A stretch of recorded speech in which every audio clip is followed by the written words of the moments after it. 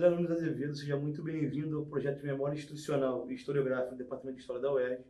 É um prazer receber o senhor aqui conosco, disponibilizar tempo, enfim, vontade de vir ceder essa entrevista. Enfim, ficamos muito agradecidos. Podemos começar? Pois não.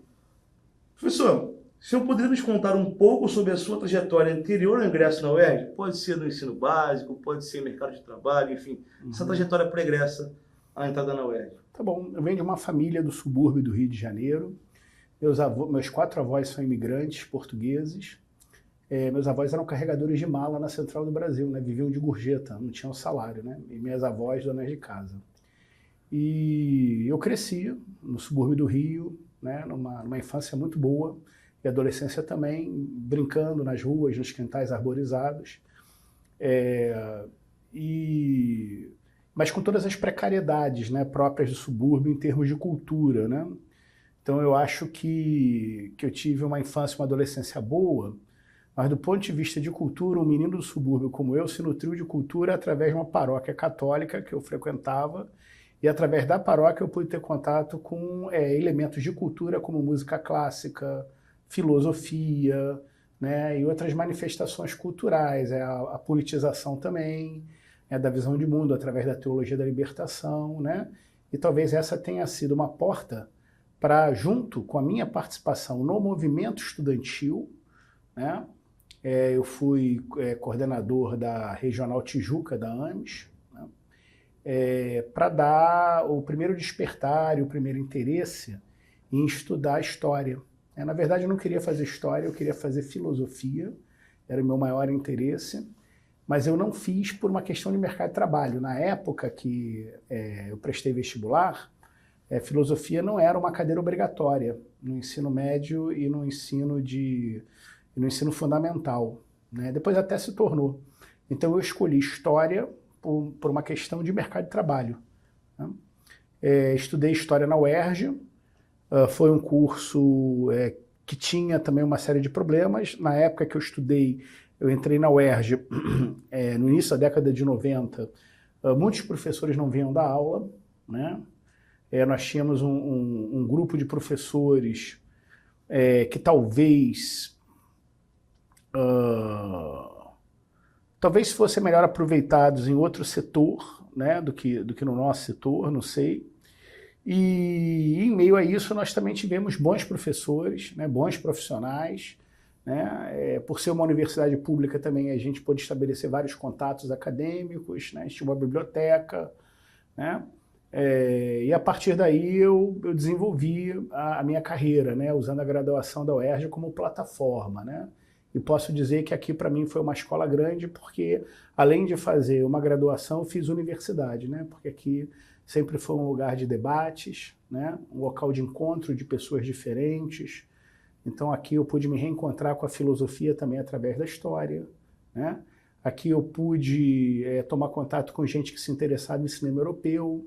Eu passei a me interessar ainda na graduação, né? Que depois virou um hobby muito grande para mim, né? Com literatura, né? E com outras portas da arte e do conhecimento, né? De modo que a UERJ, eu acho que realmente ela foi um divisor de águas na minha vida. Ter estudado uma grande universidade pública como a UERJ teve um impacto positivo muito grande na minha formação.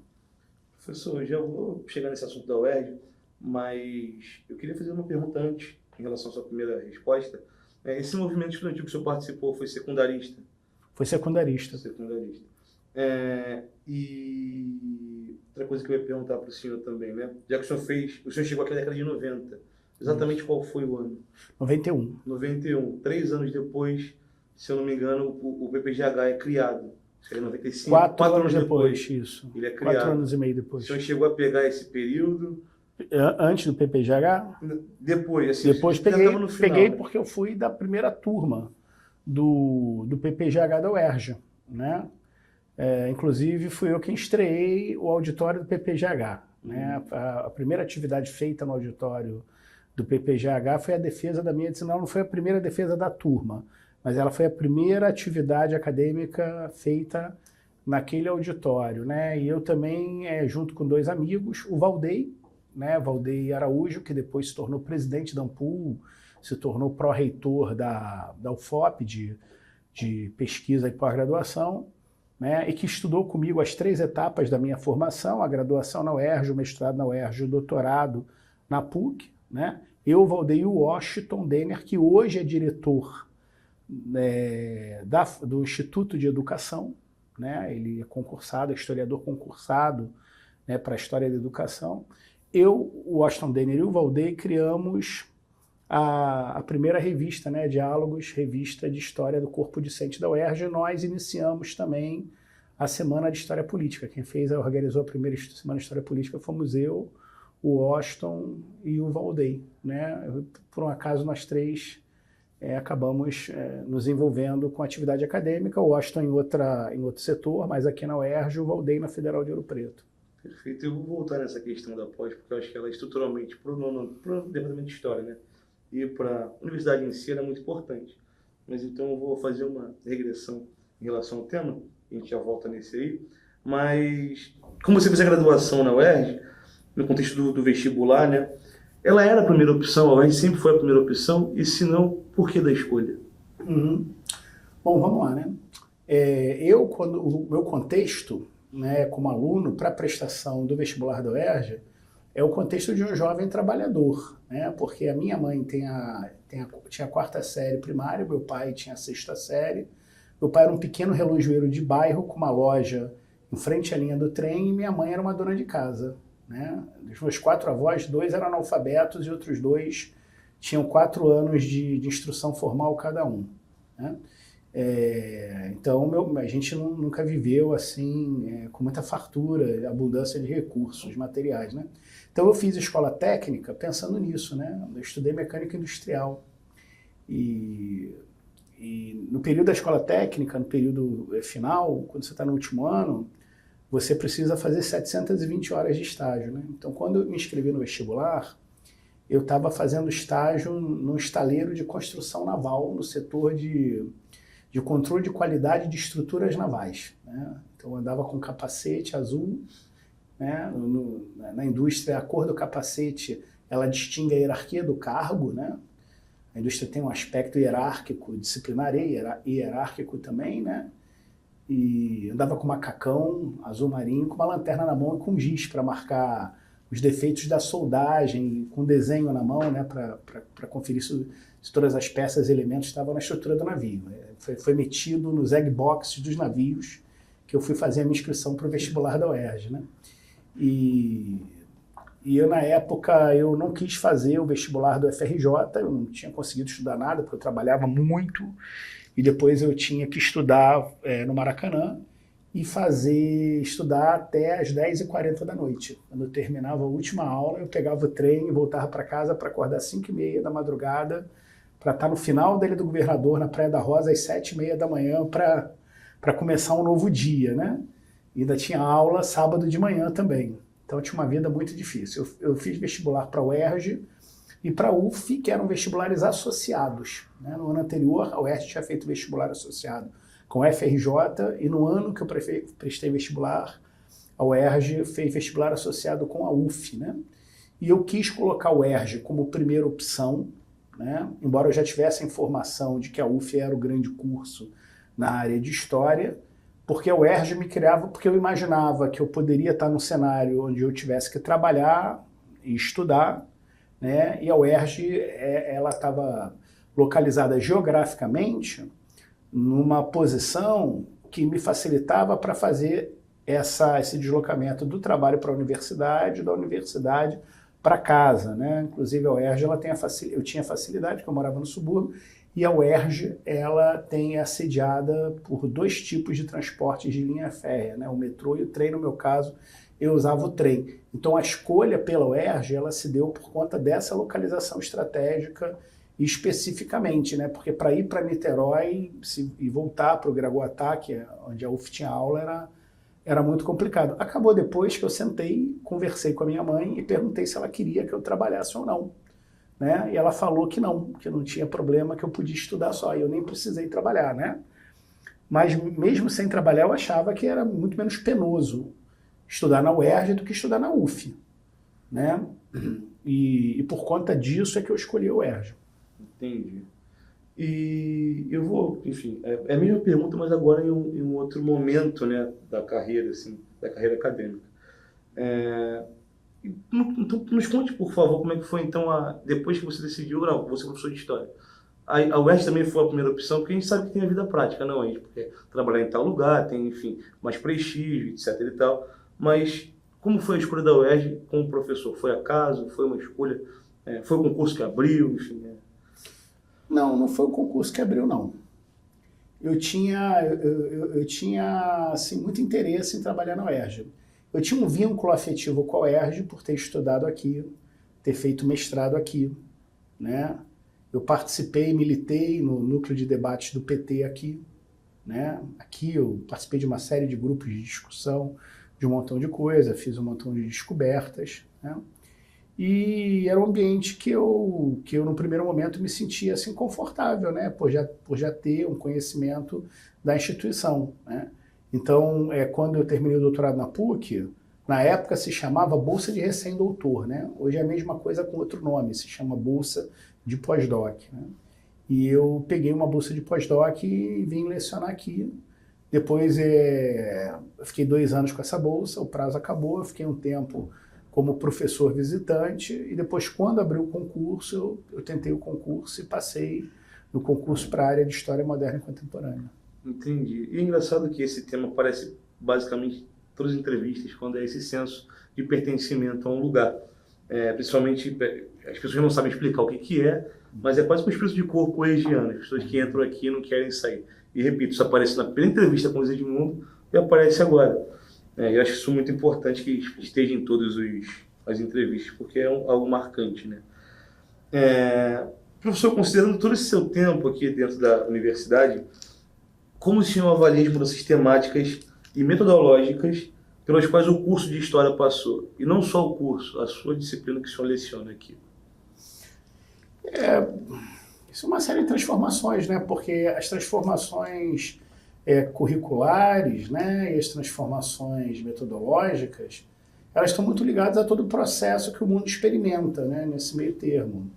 Então, por exemplo, eu entrei aqui em 91, o Muro de Berlim tinha caído 2 anos antes, em 89. Né? Em 91, acabou a União Soviética. No mesmo ano que eu entrei foi o ano da dissolução da União Soviética.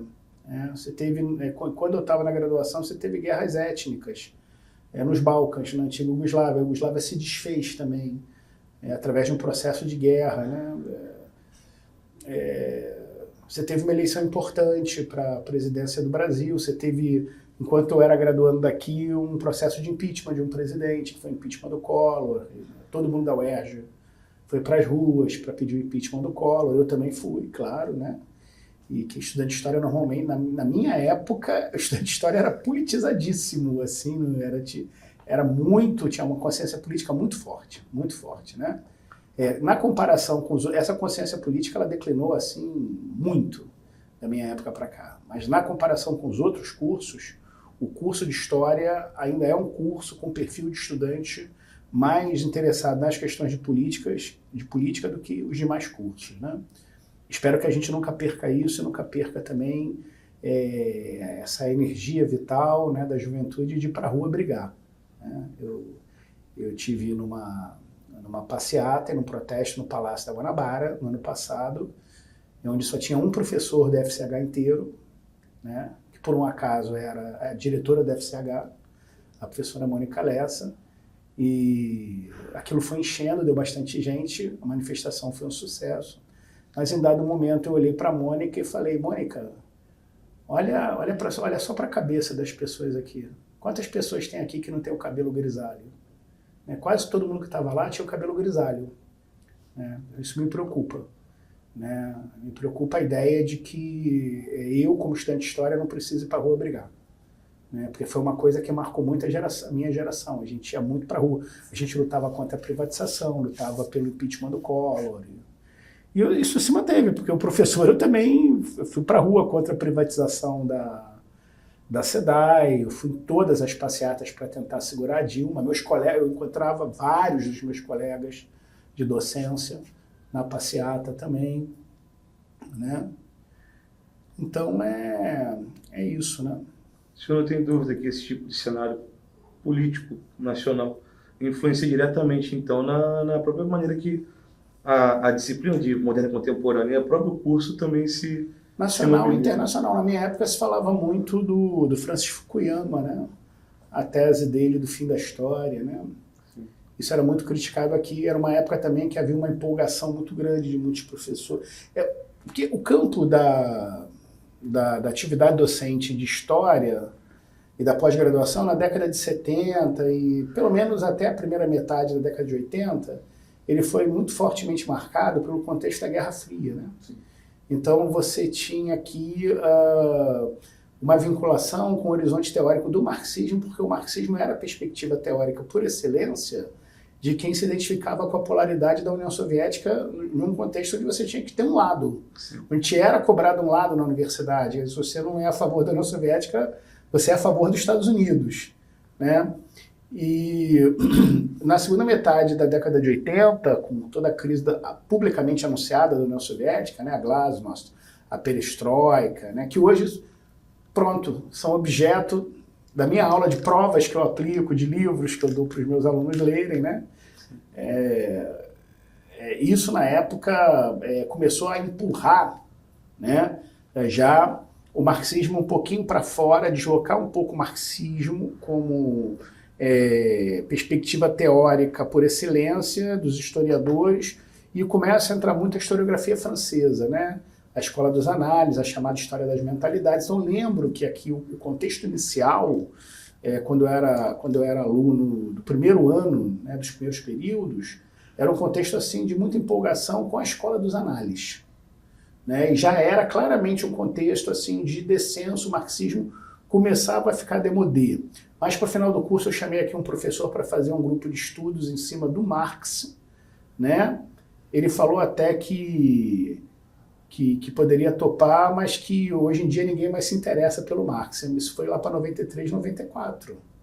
Né? Mas se você pegar até mais ou menos 85, né, o interesse era muito grande. Então eu estou começando dentro desse contexto aqui que eu estou falando para vocês. Teve uma experiência importante também, que foi a eleição de 94, né, do Fernando Henrique Cardoso. A gente vinha de uma eleição muito impactante do Collor, onde o Lula foi para o segundo turno com chance real de ganhar, né? Então, em 94, a gente também acreditava que o Lula poderia ganhar. Eu era estudante de história, eu fazia panfletagem em feiras, né? Eu fazia panfletagem em porta de universidades, né? E a gente tinha uma esperança muito grande também. A gente perdeu de novo. Isso foi uma ducha de água fria, né? Inaugurou um período assim longo e penoso para a universidade, do neoliberalismo, do governo do PSDB, do Fernando Henrique, né? E eu acho que tudo isso foi moldando também um pouco a maneira com que a gente manejava o ensino de história, as perspectivas teóricas, né? Então, acho que é isso, esse manejo da abordagem, das questões da metodologia da história, acho que guarda uma relação muito grande com o que a gente vive enquanto sociedade aqui e no mundo, né? Eu acho que eu não fui diferente disso. Perfeito. Vou aproveitar o gancho que o senhor falou dessa dificuldade que a universidade pública passou pós-94, após a eleição do FHC, no liberalismo, né, contexto internacional, enfim. E o senhor já está aqui há mais ou menos quanto tempo nessa universidade, desde a graduação até hoje? Quantos anos, mais ou menos? Rapaz, assim, desde que eu entrei aqui como aluno, né, de primeiro período de graduação até agora, são 34 anos e meio, né? No início do ano que vem farão 35 anos, né? Porque eu tive aqui de 91 até 95 e meio, né? Então, o que era para fazer em 5 anos, eu puxando mais cadeiras, eu fiz em 4 anos e meio, né? Então, me formei em meados de 95, abriu a primeira turma do mestrado, e eu me formei já rapidamente, né? Fiz a prova do mestrado, passei em segundo lugar, o Valdeir, que eu falei há pouco, passou em primeiro, que foi presidente da Ampul, que foi pró-reitor da UFOP, né? E foi uma experiência boa também, de aprendizado, de debate, de ideias, né? Foi uma experiência também que foi engrandecedora. Então, você tem 35 anos de universidade, vamos arredondar 35 eu defendi um mestrado na minha época, que não tinha bolsa, ninguém tinha bolsa, porque era a primeira turma, né, da UERJ de mestrado. Eu defendi em meados de 98, a minha banca demorou a se formar, a se articular, eu tinha entregue o trabalho em julho e só consegui defender na segunda quinzena de setembro, né?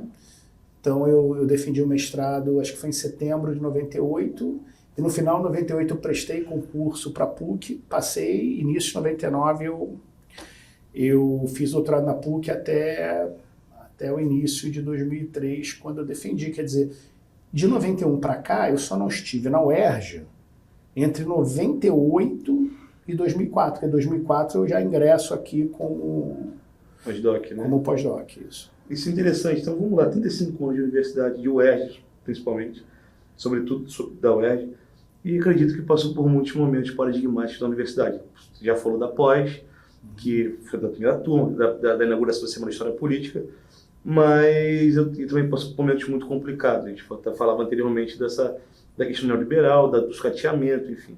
Você poderia nos contar esses momentos paradigmáticos que o senhor viveu na universidade? Esse é um desafio, né? Porque aconteceu tanta coisa de lá para cá, né? Mas, assim, a primeira coisa que eu acho que me marcou muito foi o fato de que quando eu entrei na UERJ, ainda pesava muito sobre a UERJ o estigma de ser um escolão, né? A UERJ, ela foi um aparelho da ditadura civil-militar, né, do Brasil, com direito a reitores biônicos, a espiões da ditadura militar, a professores biônicos, né, e alguns professores muito ruins, né, porque tinham entrado nessas condições, reitores que transacionavam com a ditadura, né. Nós temos hoje uma comissão da verdade que revolve artigos da UERJ para botar as claras, né, a participação da UERJ no processo da ditadura militar. Então, quando eu entrei, eu senti ainda forte esse estigma, né? Tanto é que eu me lembro que no final do primeiro ano, eu sempre fui um aluno aplicado, né? E eu pensei na possibilidade de fazer vestibular de novo, né? Ou de pedir transferência, né? Porque eu sentia que a UERJ era vista entre as universidades públicas, que na época eram fundamentalmente a UF e a FRJ, como uma irmã menor por causa dessa história, né? Mas, ao mesmo tempo, eu também comecei a perceber, a partir de 92, e isso me demoveu dessas ideias, né?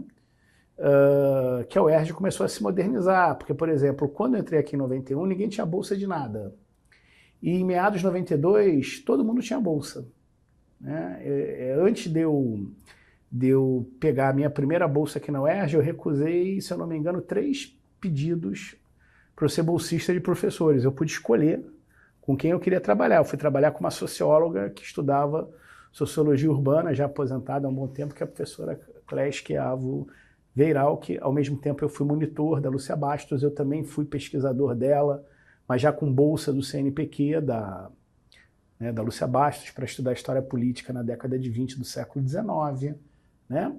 E de uma universidade onde não tinha nenhuma bolsa, de repente, passou a ser uma universidade onde você tropeçava em bolsa, onde tinha bolsa para chuchu. Então aquilo me chamou muita atenção. E a UERJ começou a abrir uma série de concursos, né? Vários novos professores começaram a entrar, né? Alguns professores mais antigos estavam se aposentando, né? Então eu peguei um período de renovação. Em meados de 91, nós mudamos radicalmente o currículo. O currículo que eu peguei no primeiro período era um currículo extremamente antiquado. E o currículo que entra em meados de 91 é um currículo extremamente parecido com o currículo de hoje. Então isso já marca uma modernização muito grande no currículo formal, no fluxograma do currículo, né? Eu peguei uma eleição para reitor extremamente calorosa e vibrante aqui, que envolveu toda a comunidade. Eu já do primeiro para o segundo período militei ativamente numa chapa, fui fiscal de mesa, apoiei a chapa da professora Lenar, né, que era candidata a vice-reitora, numa chapa colegiada que o candidato era o professor Bruno, né, que era cardiologista aqui do Hospital Pedro Ernesto, né? E quem ganhou foi a chapa do Ézio Cordeiro, que era ligado ao PDT e que foi um dos criadores do SUS, né? E o Ézio revolucionou a UERJ, foi por causa da gestão dele que começaram a aparecer as bolsas, a UERJ começou a se inclinar mais para a produção do conhecimento, para a pesquisa, e o estigma de escolão, já no final do curso, tinha diminuído bastante, né? Hoje eu me orgulho muito de ser professor de uma universidade que é a primeira do ranking nacional, segundo o Datafolha, em 3 de 4 aferições, que são, primeiro, produção de artigo por impacto e relevância, depois é a primeira também produção de artigos top 10%, Brasil e mundo, e produção de artigos top 1%, Brasil e mundo. E o segundo e o terceiro colocado desses 3 índices, onde a UERJ é a primeira, eles não se repetem. Quer dizer, quem está em segundo ou terceiro num desses, está só em segundo, terceiro em um desses. E a UERJ está em primeiro nos 3. Então a UERJ, ela não está acima, ela está muito acima das demais, o que eu acho que tem a ver também com o programa Pró-Ciência, do qual eu sou partícipe, eu sou pró-cientista, né? Que é um programa que incentiva muito a produção de conhecimento, né? Então, a primeira grande mudança é essa, do escolão. Acho que eu peguei essa transição, que já tinha começado com a gestão do Ivo Barbieri em 88, né? Mas se completa com Ézio Cordeiro de 92 a 96, para um centro de produção de conhecimento, né? A UERJ que eu entrei era uma, a UERJ em 91, a UERJ que eu me graduei em meados de 95 já era vista de uma outra maneira. Na virada do século XX para o século XXI, já era mais bem vista, né? E eu me lembro, no final da graduação, eu vi, por exemplo, um índice de percentual de professores com doutorado. A UERJ já estava acima da UF. Quando eu entrei, a UERJ estava abaixo da UF. A gente estava falando de 4 anos e meio, né? Então houve uma evolução grande. O PPGH, quando entrou, no caso para nós da história, teve um impacto muito grande. Nós fomos muito maltratados por uma série de gestões, né, do governo do estado do Rio de Janeiro. Quando o Fernando Henrique foi eleito presidente, também foi eleito governador alguém do PSDB, que era o Marcelo Alencar. Depois foi eleito o Garotinho, também não foi bom, a Rosinha Garotinho, e por aí vai, né?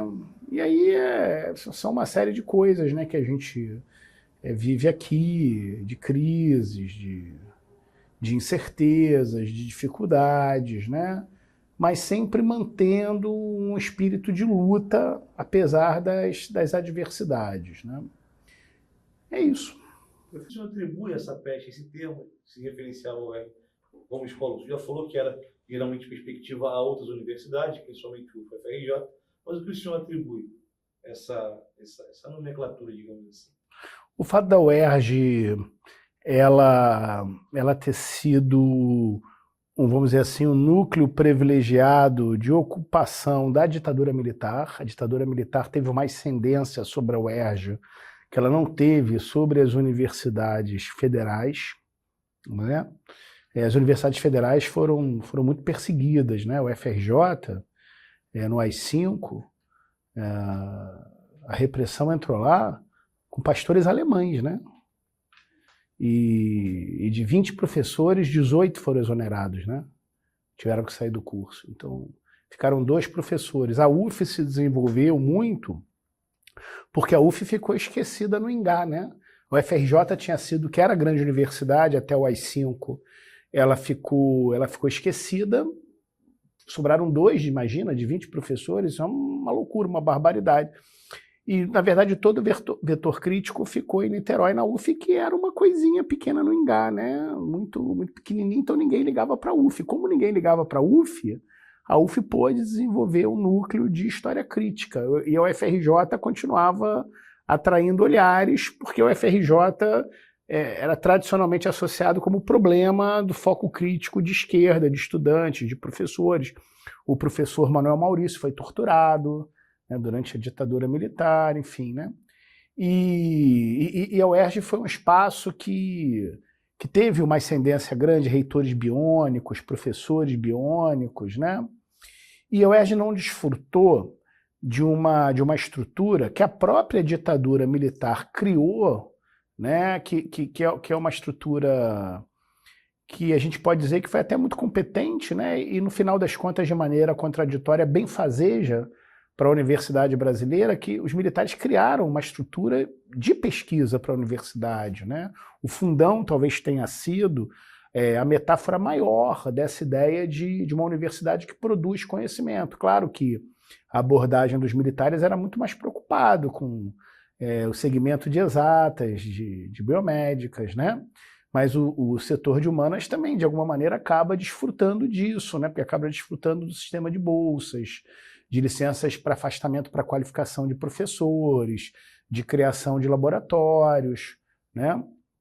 E a UERJ, ela não desenvolveu essa estrutura para pesquisa. A UERJ ficou muito focada na atividade de ensino, né? E também numa atividade de ensino que não abria carga horária para o professor pesquisar.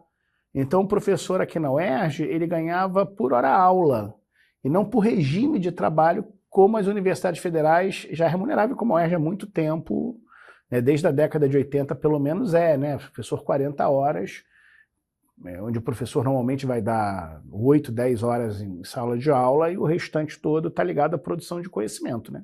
Então eu acho que pela UERJ não ter desenvolvido um regime laboral mesmo, né, com carga horária para pesquisa, né, ela ter ficado focada só no ensino, a UERJ recebeu a pecha de escolão. Isso junto com o fato da UERJ ter sido muito aparelhada pela ditadura militar. A ditadura militar aqui teve mais ascendência do que nas universidades federais. Acho que esses dois fatores acabaram sendo decisivos para criar a ideia da UERJ como um escolão, né, que entra ainda forte na década de 90.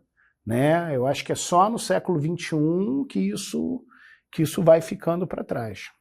O senhor falou agora da Ilha do Fundão, seja talvez o grande projeto da época da ditadura. Tem que lembrar que esse prédio também de 76, construído também, o terreno, enfim, cedido, também foi tudo nessa articulação política de ditadura, governo federal, reitoria, enfim, governo do Estado, enfim. É interessante pensar nisso. Estamos partindo para a reta final, para as últimas perguntas. Queria saber como o senhor analisa o impacto da consolidação das políticas de cotas para a cultura do Departamento de História e para a cultura da universidade como um todo. Eu acho que foi muito bom, muito bom. Eu tenho o maior orgulho de lecionar numa universidade que foi pioneira na implantação do sistema de cotas, né? A sociedade como um todo, ela não tem muita consciência do que foi a experiência da escravidão no Brasil, né? A escravidão foi muito mais do que obrigar as pessoas a trabalharem. A escravidão foi uma experiência de desumanização, né? De animalização e de coisificação de um grupo grande de pessoas que depois vieram a compor a sociedade brasileira. Então, acho que é uma dívida histórica com essas pessoas. Essas pessoas foram muito fortemente desfavorecidas, né? E eu acho que a política de cotas é uma das maneiras que nós encontramos para tentar criar uma certa equidade que possa responder a essa injustiça estrutural que se formou no Brasil historicamente com a experiência da escravidão, e mais do que com a experiência da escravidão, com a experiência de completa indiferença à comunidade étnica de afrodescendentes depois da escravidão, já que depois da escravidão não houve projeto de alojamento da massa de ex-escravos, não houve projeto de educação, ninguém se preocupou em oferecer segurança alimentar, ninguém se preocupou em oferecer apoio à mulher negra que tinha filhos e que tinha que trabalhar e cuidar da família, né? Então isso é uma reparação. Em termos de impacto, o impacto é grande, né? Pela primeira vez a gente começou a ver uma presença significativa de alunos de comunidades de baixa renda aqui na UERJ, né? Esse foi um desafio também muito grande, porque esses alunos traziam uma precariedade, trazem até hoje, instrucional muito grande, né? Às vezes você pega trabalhos onde o aluno não sabe o que é ponto, o que é vírgula, e o cara está na universidade, né? No entanto, a gente acredita que a universidade ela possa ser um vetor de mudança e de transformação dessas coisas, dessa realidade também dele, né? E é o que me parece que a UERJ tem sido, né? Tem sido um lugar de grande impacto de transformação, não só da vida de quem entra aqui, mas também da vida de quem convive com quem entra aqui.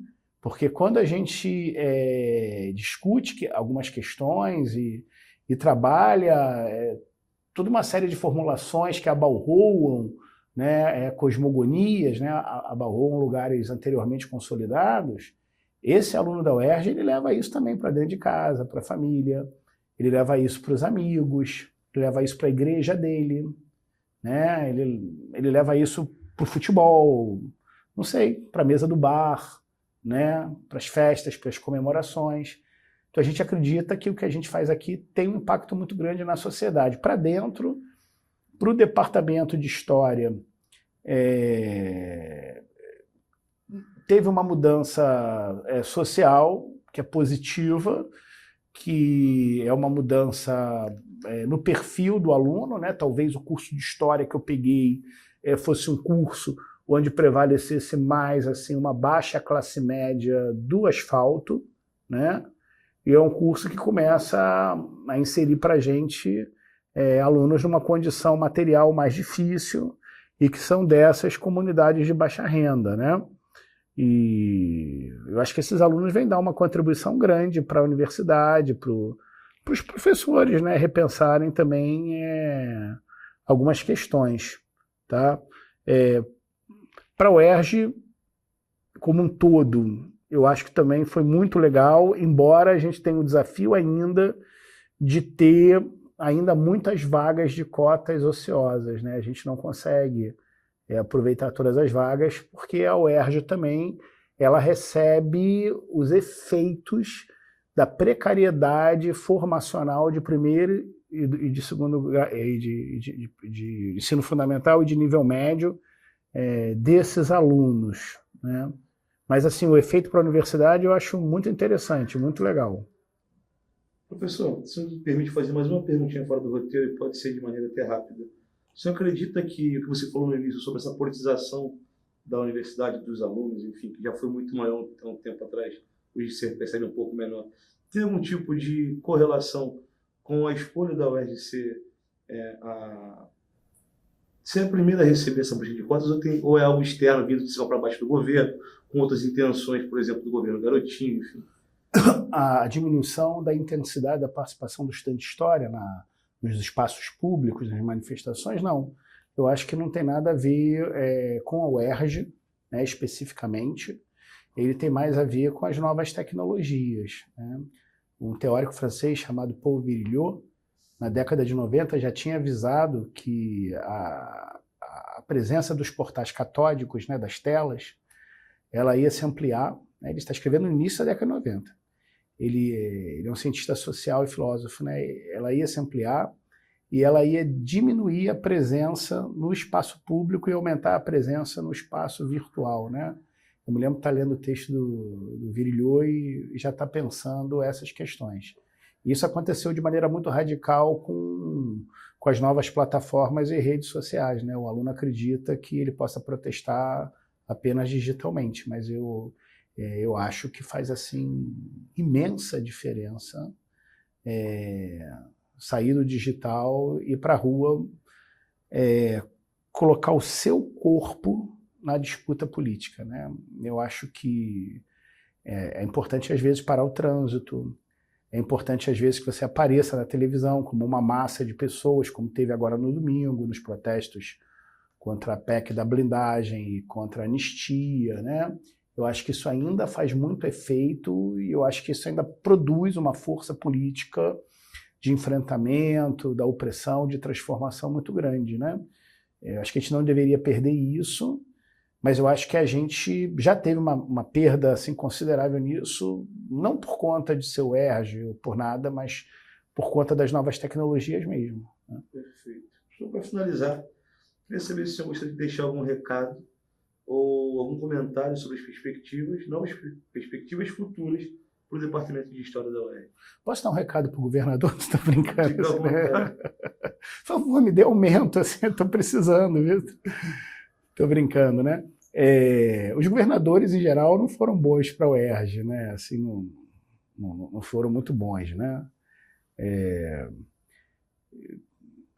Mas, assim, para dar recado, para falar, né? Eu não sei, eu acho que o grande recado é que a gente tem que continuar acreditando na universidade como lugar de transformação de vidas, como lugar de transformação da sociedade, mas sem exigir que o docente, o pesquisador, seja um militante. Eu acho que está muito presente no imaginário dos jovens que estão na graduação de que o professor ele tem que arregaçar as mangas e fazer panfletagem, ele tem que participar intensamente do processo político, né? Eu acho que a nossa contribuição é de outra ordem, embora isso também seja importante, né? Tá nos momentos chaves, né? Onde a gente tem que ir para a rua, como eu falei anteriormente, né? Eu acho que essa é uma questão, né? Eu acho que a universidade hoje, bom, primeiro, eu acho que a universidade, vamos lá, todo o foco de resistência à opressão de classes do capitalismo estava colocada historicamente no sindicato, desde o século XIX. E agora, né, principalmente no século XXI, eu percebo uma flutuação do vetor de resistência contra essa opressão de classe do sindicato para a universidade. O sindicato ele perdeu adesão, perdeu espaço, então o núcleo de resistência sai do sindicato e vai para a universidade. Eu acho que a universidade não pode recuar dessa missão que acabou nos sendo dada, né?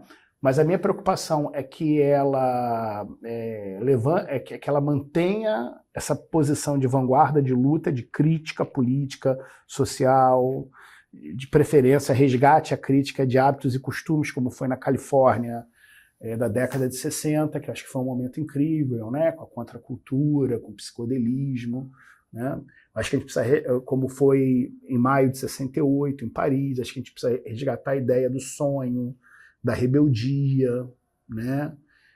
Precisa resgatar isso para a vida dos alunos também, dos professores, né? Acho que a universidade ela tem um potencial muito grande, mas a gente precisa resgatar isso sem uma ideia ingênua de que a gente vai reinventar a roda, né? Que acho que é algo que está muito presente na universidade, né? E de que o professor tem que ser um militante, né? Não tem que fazer mais nada, né? Isso me preocupa. Me preocupa também o fato de que a universidade, ela começou, quando o vetor de resistência ele flutua do sindicato para a universidade, imediatamente a universidade começa a ser muito fortemente atacada pela direita como ela nunca foi. E o que acontece hoje é que a universidade é muito atacada pela direita e ela começa a ser muito atacada pela esquerda também.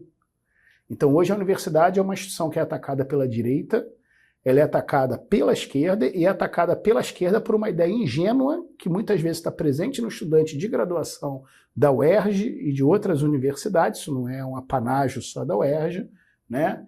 Que é a ideia de que o professor faz parte de uma elite, né? De que o professor não escuta ninguém, tá? De que o professor faz parte de uma nobreza, quando na verdade o professor é alguém que soa as estoupinhas para pagar a conta, que transforma a bolsa em salário, que se preocupa com o futuro dos filhos dele, com a escola que ele tem que pagar, com o plano de saúde, com a prestação da casa própria dele, do carro, numa sociedade onde tudo virou prestação de serviço privado e o salário está anos comprimido, né? Então o professor também está em meio a tudo isso. Saiu agora uma pesquisa que 56% dos professores da UERJ têm problemas relevantes de saúde mental. Isso é para você ter uma ideia, né? E isso está ligado ao que me parece serem dois martelos batendo nas duas têmporas do docente da universidade, a esquerda e a direita, com a crítica de uma certa ideia difusa e meio maluca de que isso daqui é um centro de criação de comunistas, né, que vem da direita, e de outro lado uma ideia assim, muito equivocada de que o professor é elite, de que a universidade é elitista, de que a universidade tinha que estar de mãos dadas com as classes populares para fazer a revolução, né? Então acho que a universidade hoje ela sofre ataques dos dois lados. Isso me deixa um pouco perplexo e preocupado em relação ao futuro da universidade, né? Quer dizer, aonde isso vai parar, né? Aonde vai parar a escalada de incivilidade contra docentes, né? Você vai vendo que vão crescendo os casos de perseguição a professores, agressão a professores, desrespeito à autoridade docente em sala de aula, o cara tem um grupo que invade a sala de aula, impede a aula de acontecer, isso acontece, vem acontecendo em alguns lugares do país, né? Então eu fico perplexo em relação a para onde a universidade está caminhando, né? Porque se já não bastasse estar apanhando tanto quanto a gente apanha, por a gente ter assumido a vanguarda dos sindicatos da luta, da direita, a gente agora tem que enfrentar fogo amigo também, né? Então o meu recado é esse, né? Por favor, tenham mais carinho com a universidade, mais carinho com os docentes, né? Nós temos muito mais problemas do que o estudante imagina e do que quem está na internet nos chamando de elitista pode imaginar, né? É isso. Perfeito. Professor, agora para acabar de verdade, e dentro desse panorama, quais são as perspectivas para o Departamento de História? Eu acho que são muito boas, eu sou muito otimista em relação a isso. A gente, de meados da década de 10, principalmente para cá, nos últimos 10 anos, a gente sofreu um processo de transformação assim, muito intensa. Muitos professores se aposentaram, eu praticamente não tem mais aqui quase nenhum professor que lecionou para mim na primeira metade da década de 90, né? A última, acho que foi a Lúcia Bastos, que está pedindo aposentadoria agora, né? Que entrou com licença-prêmio e está pedindo aposentadoria, né? E você tem uma professora ou outra com emerência, a Lená, né, que é ligada à pós-GRI, e a Maria Tereza Turíbio, que é ligada à pós-história, mas também não leciona mais na graduação. Quer dizer, tirando eles, quem me deu aula que está aqui é o Edgar, que me deu aula de Brasil 3 e Brasil 4. Na época eram 6 cadeiras de Brasil, 3 e 4 era século XIX, primeira e segunda metade, e agora dá aula de História Antiga. E além do Edgar, mais ninguém. Acho que a única pessoa que me deu aula aqui, nós somos mais de 50 professores que está aqui até agora, é o Edgar. Então isso já mostra uma renovação assim brutal, né? A renovação, ela tem trazido aqui uma pluralidade muito grande de professores, né? Também de concepções de universidade, né? Isso aparece, acho que, nos debates. Se alguém se prestar a estudar as atas de reuniões de departamento, vai ver isso que eu estou falando, né? Os embates, as tensões que são inescapáveis à atividade humana coletiva, né? As relações de poder que perpassam qualquer tipo de atividade coletiva, né? E eu sou otimista porque, enfim, as pessoas trazem novos talentos, novas habilidades, novas vocações, né? E isso vai se espalhando para os alunos, né? Vai se espalhando em forma de uma série de produtos que os professores vão desenvolvendo aqui, né? Eu acho que é um curso que tem tudo para crescer, né? Uma pós-graduação que está no momento que eu acho que é de crescimento também, né? E eu acho que é um bom horizonte anunciado com esse movimento.